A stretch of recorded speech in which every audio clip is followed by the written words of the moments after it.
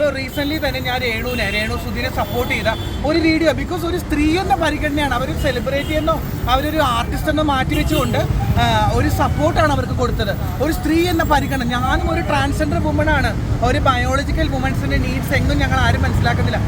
ഒരു സ്ത്രീ സമൂഹത്തിൽ നേരിടുന്ന വെല്ലുവിളികളെ, അവൾ നേരിടുന്ന പ്രത്യാക്രമണങ്ങളെ, അതുപോലെ തന്നെ അവർ ഡേ ടു ഡേ ലൈഫിൽ അനുഭവിക്കുന്ന സോഷ്യൽ ട്രോമയെ അല്ലെങ്കിൽ സൈബർ ബുള്ളിങ്ങിനെ സപ്പോർട്ട് ചെയ്തുകൊണ്ട് അവൾ കരഞ്ഞ് വീഡിയോ ഇട്ടത് പോലും നമ്മുടെ കുടുംബത്തുള്ള പല വ്യക്തികളും അല്ലെ സ്ത്രീകളടക്കം, നമ്മുടെ സൊസൈറ്റിയിലുള്ള പല സ്ത്രീകളടക്കം കാര്യം എന്താണെന്ന് അറിയാതെ എന്താ പറയുക, കാള പെറ്റു എന്ന് കേൾക്കുമ്പോൾ കയറെടുക്കുന്ന പ്രവണതയോടുകൂടി രേണു സുധീനെ സപ്പോർട്ട് ചെയ്തിട്ടില്ല.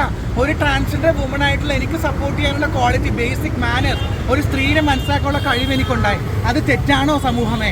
അവളുടെ റൈറ്റ്സിനെ, അവളുടെ മെൻ്റൽ ഹെൽത്തിനെ ചോദ്യം ചെയ്തപ്പോൾ ഞാൻ സപ്പോർട്ട് ചെയ്തു, താങ്ങി. ഒരു ഓൺലൈൻ മീഡിയയൊക്കെ കൊടുത്തതിന് എന്തൊക്കെ കമൻറ്റുകളാണ്. നീ ശിഖണ്ഡിയുടെ താങ്ങിയല്ലേ, നീ ശിഖണ്ഡിയുടെ താങ്ങി നടക്കല്ലേ, നീ മറ്റേ കുണ്ടനല്ലേ, അല്ലെങ്കിൽ നീ മറ്റവളല്ലേ. രേണുവിനെ പോലും എന്ത് മോശമാണ്.